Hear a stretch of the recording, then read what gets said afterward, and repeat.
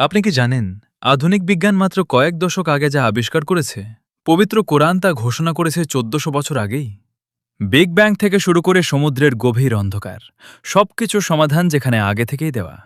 চলুন আজকের ভিডিওতে জেনে নিই বিজ্ঞানময় কোরআনের অবিশ্বাস্য সত্য। বিগ ব্যাং ও পবিত্র কোরআন, মহাবিশ্ব সৃষ্টির মহাবিস্ময়। বর্তমান আধুনিক জ্যোতির্বিজ্ঞানের সবচেয়ে স্বীকৃত তত্ত্ব হল বিগ ব্যাং। এই তত্ত্ব অনুযায়ী একসময় পুরো মহাবিশ্ব একটি অতি ক্ষুদ্র ও প্রচণ্ড ঘনবিন্দুতে পুঞ্জীভূত ছিল। এরপর এক বিশাল বিস্ফোরণের মাধ্যমে তা চারদিকে ছড়িয়ে পড়ে এবং সৃষ্টি হয় গ্রহ, নক্ষত্র ও গ্যালাক্সি। মজার ব্যাপার হল, বিজ্ঞান মাত্র বিংশ শতাব্দীতে এসে যা আবিষ্কার করেছে, পবিত্র কোরআনে তা স্পষ্টভাবে উল্লেখ করা হয়েছে ১৪০০ বছর আগে। ১.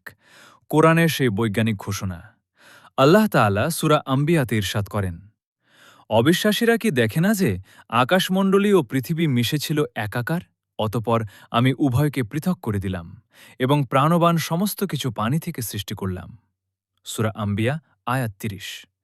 এই আয়াতে রাতকান শব্দটি ব্যবহৃত হয়েছে, যার অর্থ হল একত্রে মিশে থাকা বা পিণ্ডীভূত, আর ফাতাকনাহুমা শব্দটির অর্থ হল বিদীর্ণ করা বা পৃথক করা।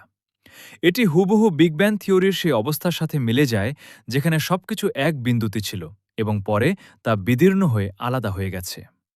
২. মহাবিশ্বের প্রসারণ, দ্য এক্সপ্যান্ডিং ইউনিভার্স।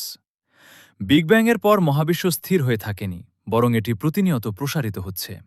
১৯২৯ সালে এডুইন হাবল প্রথম প্রমাণ করেন যে গ্যালাক্সিগুলো একে অপরের থেকে দূরে সরে যাচ্ছে। কোরআন এই প্রসারণের কথা বলেছে সূরা জারিয়াতে।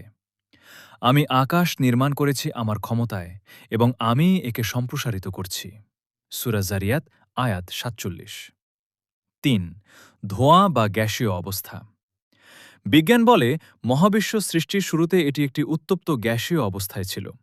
কোরআনে আকাশমণ্ডলীর সৃষ্টির এই প্রাথমিক ধাপকে ধোঁয়া বা দুখান বলে অভিহিত করা হয়েছে। অতপর তিনি আকাশের দিকে মনোনিবেশ করলেন, যা ছিল ধোঁয়া বিশেষ। সূরা ফুssiলাত আয়াত ১১।